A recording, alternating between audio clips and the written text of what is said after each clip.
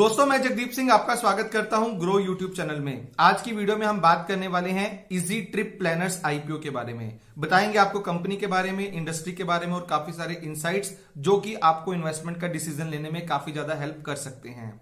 लेकिन video start करने से पहले अगर आपने अभी तक ग्रो के चैनल को सब्सक्राइब नहीं किया तो जल्दी से ग्रो के चैनल को सब्सक्राइब कर लें ताकि आप हमारी किसी भी इंपॉर्टेंट वीडियो को मिस ना करें। चलिए कम टाइम लेते हुए सबसे पहले मैं बात करूंगा इजी ट्रिप प्लानर कंपनी के बारे में कि कंपनी बिजनेस क्या करती है।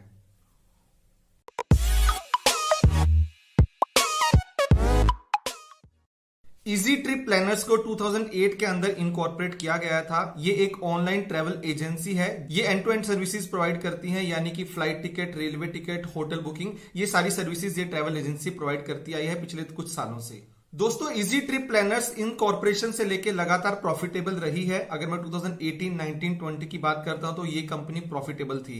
अगर मैं क्रिसल की एक रिपोर्ट की बात करूं तो वहां पे बताया जाता है कि अगर हम ऑनलाइन की ट्रैवल एजेंसीज की बात करें तो उनमें से ये इकलौती ऐसी ट्रैवल एजेंसी है जो कि प्रॉफिटेबल है in terms of net profit margin. अगर हम इजी ट्रिप प्लानर्स के ऑफलाइन नेटवर्क की बात करें तो वो भी काफी रोबस्ट और काफी स्ट्रांग है, क्योंकि कंपनी के पास 55,000 से ज्यादा लोकल ट्रैवल एजेंट्स कंपनी के साथ डायरेक्टली जुड़े हुए हैं। दोस्तों कंपनी के बिजनेस मॉडल की बात करें तो 2008 के बाद कंपनी ने खुद को स्टार्ट किया था B2B2C मॉडल में, यानी कि जो ट्रैवल एजेंट्स होते हैं उनके साथ कंपनी डील करती थी। यानी कि कोई भी अगर एंड कस्टमर उन ट्रैवल एजेंट्स के पास आता था तो ट्रैवल एजेंट्स इस एजेंसी के थ्रू उनकी टिकट्स को बुक करके देते थे, जिसकी वजह से ये कंपनी बिजनेस टू कस्टमर के बिजनेस मॉडल के अंदर ऑपरेट करती थी। लेकिन जैसे ही 2010 के बाद मिडिल क्लास की इनकम बढ़ना शुरू हुआ और देखा गया कि जो डिमांड है ऑनलाइन वेबसाइट्स की जहां से टिकट्स को बुक किया जाता है वो एक टाइम से बढ़ गया था, जिसके चलते कंपनी ने B2C बिजनेस के अंदर 2011 के अंदर एंटर किया था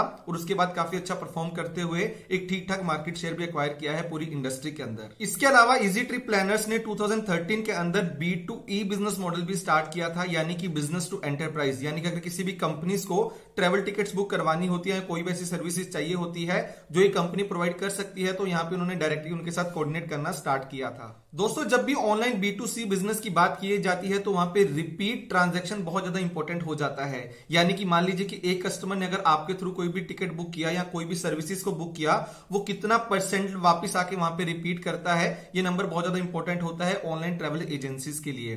अगर मैं इजी ट्रिप प्लानर्स की बात करता हूं तो वो नंबर 85.6% के आसपास का है, यानी कि काफी स्ट्रॉन्ग एंड रोबस्ट नंबर माना जा सकता है। तो दोस्तों यहाँ पे हमें कोविड के बारे में बात जरूर कर लेनी चाहिए ताकि आपको पता चले कि कंपनी ने कोविड से निकलने के लिए क्या क्या स्टेप्स उठाए थे, क्योंकि ये पूरी एक वो इंडस्ट्री है जिसके ऊपर कोविड का काफी बुरा असर पड़ा था। तो जैसे जैसे बिजनेस वहां पे नॉर्मल होने लगा तो ये कंपनी ने अपने कॉस्टिंग को कम करने के लिए अलग अलग मेजर्स उठाए।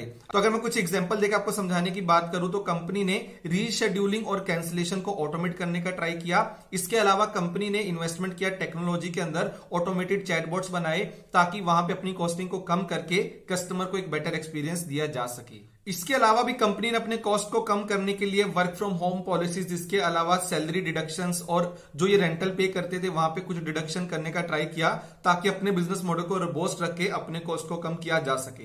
ये तो बात हुई कंपनी के अभी तक के बिजनेस की। अब जानना जरूरी है कि कंपनी आने वाले टाइम में फोकस क्या करना चाहती है। तो दोस्तों कंपनी बताती है कि सबसे पहले कंपनी का फोकस आने वाले टाइम में होटल बुकिंग और होटल पैकेज बुकिंग के अंदर करना चाहते हैं, क्योंकि वहां पे मार्जिन काफी ज्यादा अच्छे होते हैं, जहां पे कंपनी अपने पोर्टफोलियो के अंदर उन चीजों के अंदर अपना एक अच्छा मार्केट शेयर अडॉप्ट करना चाहती है।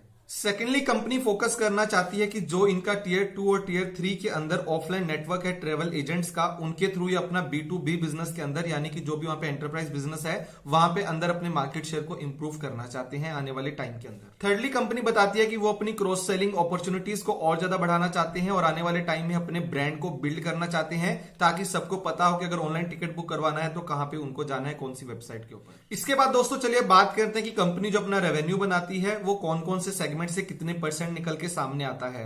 तो चलिए उसके लिए मैं आपको लेके चलता हूं अपनी स्क्रीन के ऊपर। तो जैसे कि आप मेरी स्क्रीन पे देख सकते हैं कि कंपनी का टोटल रेवेन्यू 991 मिलियन रुपीस का था। अगर इसका ब्रेकअप देखें तो ऑलमोस्ट सारा रेवेन्यू कंपनी का 98.12% एयर पैसेज से निकल के आता है, यानी कि एयरलाइन बुकिंग्स के ऊपर।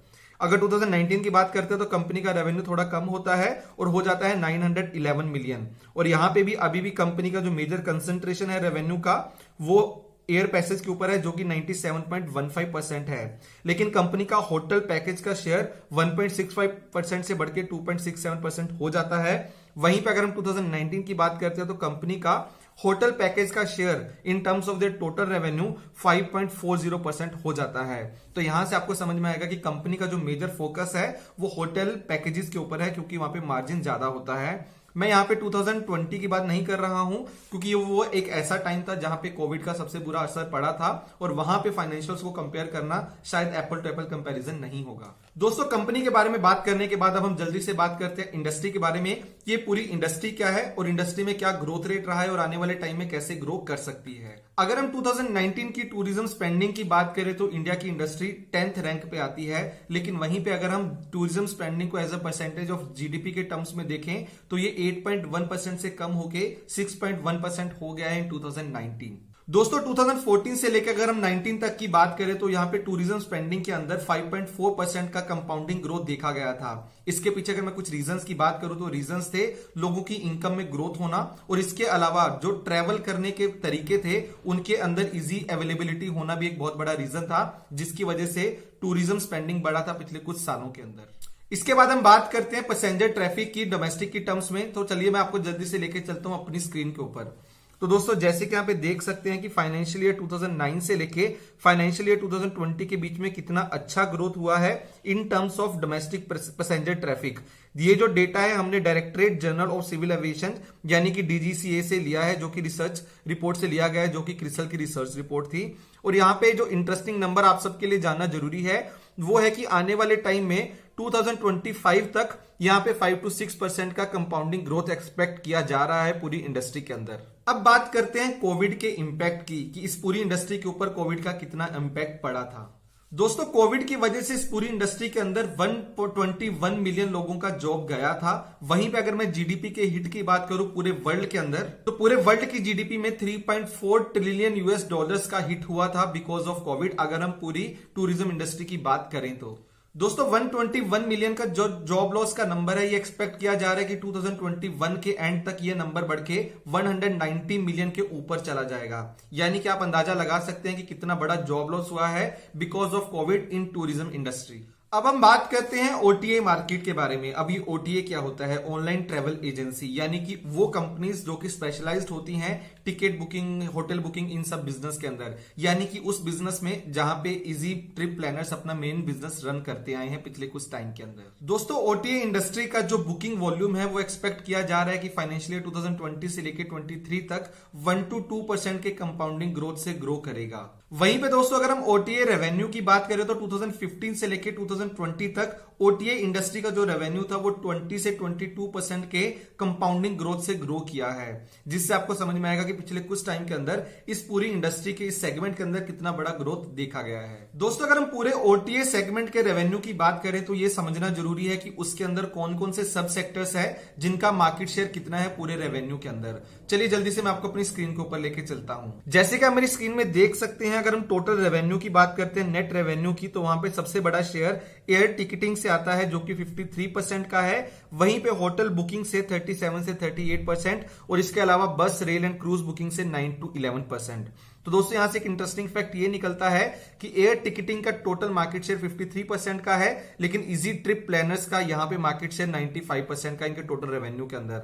तो जिसकी वजह से वो होटल बुकिंग के अंदर अपने आप को पेनिट्रेट करना चाहते हैं, क्योंकि वो चंक अभी भी काफी बड़ा है जहां पे उन्होंने बहुत ज्यादा पेनिट्रेशन नहीं किया है पिछले कुछ टाइम के अंदर। अब इसके बाद हम जानने का ट्राई करते हैं कि अगर हम कस्टमर कैटेगरीज की बात करें, मेनली ओटीए सेक्टर के अंदर कस्टमर कैटेगरीज, यानी कि जो कंपनी अपना बिजनेस रन करती है B2B में, B2C में या B2E में, तो वहां से टोटल रेवेन्यू का कितना % शेयर निकल के आता है। चलिए जल्दी से मैं लेके चलता हूं आपको अपनी स्क्रीन के ऊपर। जैसे कि आप यहां पे देख सकते हैं कि अगर हम टोटल नेट रेवेन्यूज की बात करें तो सबसे बड़ा चंक B2C से निकल के आता है, जो कि 55 to 65% कंट्रीब्यूट करता है टोटल रेवेन्यूज के अंदर, जहां पे इजी ट्रिप प्लानर्स का काफी अच्छा मार्केट शेयर है। इसके अलावा B2B2C यानी कि ट्रेवल एजेंट्स के थ्रू पूरी इंडस्ट्री को 10 से 20% का, और B2E यानी कि बिजनेस टू एंटरप्राइज में पूरी इंडस्ट्री को 20 से 30% का रेवेन्यू मिलता है। दोस्तों जैसे जैसे मोबाइल फोन का पेनिट्रेशन बढ़ा है तो एप्लीकेशन का यूज कोई भी ट्रांजैक्शन करने के लिए बहुत ज्यादा इंपॉर्टेंट हो जाता है। और यहाँ पे जब भी एप्लीकेशंस की बात की जाती है तो लोग बहुत सारे एप्लीकेशंस को उनकी रेटिंग देख के डाउनलोड करते हैं कि कस्टमर रेटिंग उनकी कैसी है। चलिए जल्दी से देखते हैं कि इस पूरी इंडस्ट्री के अंदर बाकी ऐसी कौन कौन सी एप्लीकेशंस हैं जो सेम सर्विसेज प्रोवाइड करती है, लेकिन इन सब का गूगल के ऊपर रेटिंग कैसा है। तो जैसे कि हम स्क्रीन पे देख सकते हैं, अगर हम रेटिंग्स की बात करते हैं तो ईज माई ट्रिप के साथ साथ यहाँ पे मेक माई ट्रिप, यात्रा, गोआईबीबो और स्काई स्कैनर है जो पूरी इंडस्ट्री के अंदर ऑपरेट करते आए हैं। अगर मैं यहाँ पे फेब 2021 के रेटिंग की बात करूं तो इजी ट्रिप इन सब कैटेगरी के अंदर, मतलब कि जिन भी प्लेयर्स के हमने नाम लिए वहां पे इनका सबसे अच्छा रेटिंग है जो कि 4.7 है। इसके बाद अगर हम बात करें स्काई स्कैनर की तो 4.5, यात्रा 4.2 और इसके बाद Goibibo and make my trip का रेटिंग 4.1 का है। अगर हम यहाँ पे टोटल रेटिंग एंड रिव्यूज की बात करते हैं तो ईज माई ट्रिप का टोटल रेटिंग एंड रिव्यूज सिर्फ 62,780 का है, वहीं पे मेक माई ट्रिप और यात्रा का ये नंबर लाखों के अंदर है। अगर हम मेक माई ट्रिप की बात करें तो वो तो ऑलमोस्ट 1 मिलियन के आसपास का नंबर है। चलिए इसके बाद अब कुछ फाइनेंशियल्स नंबर्स के बारे में बात करते हैं कंपनी के रिगार्डिंग, क्योंकि हमने पहले ही आपको रेवेन्यू के बारे में बता दिया था पूरी डिटेल के अंदर। अब हम बात करते हैं कुछ इंपॉर्टेंट पैरामीटर्स के बारे में। सबसे पहले रिटर्न ऑन इक्विटी की बात करते हैं तो इजी ट्रिप प्लानर्स का रिटर्न ऑन इक्विटी 29% के आसपास का है, जो कि काफी अच्छा नंबर माना जा सकता है। यहाँ पे अगर हम प्राइस टू अर्निंग रेशियो की बात करें जो कि काफी इंपॉर्टेंट होता है, तो ये कंपनी अपने आप को लिस्ट करना चाहती है 58 के प्राइस टू अर्निंग रेशियो पे। दोस्तों डेट की बात करते हैं जो कि बहुत इंपॉर्टेंट पैरामीटर होता है जिस सबके बारे में आप जानना चाहते हो। तो कंपनी के ऊपर जीरो डेट है, यानी कि कंपनी पूरे तरीके से एक डेट फ्री कंपनी है। एक इंटरेस्टिंग फैक्ट ये भी है कि कंपनी का नेट प्रॉफिट मार्जिन 38% का है, जो कि काफी रोबस्ट परसेंटेज मानी जा सकती है। नेट प्रॉफिट मार्जिन के बारे में अगर मैं आपको बताऊं तो अगर हम रेवेन्यूज के अंदर से सारे तरीके के खर्चे को निकाल दें तो बाद में जो प्रॉफिट बचता है उसका परसेंटेज कितना होता है in terms of revenue.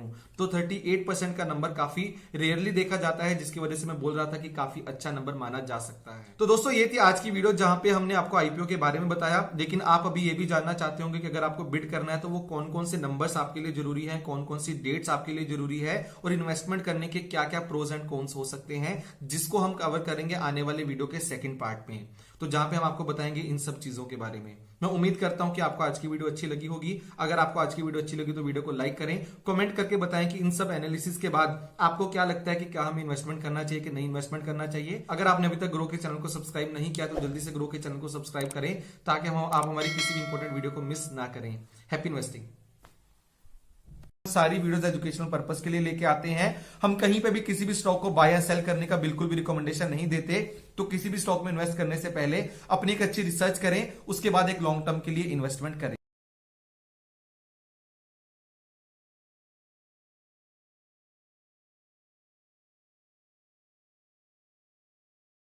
Investment in securities market are subject to market risks. Read all the related documents carefully before investing. Please read the risk disclosure documents carefully before investing in equity shares, derivatives, mutual fund, and or other instruments traded on the stock exchanges.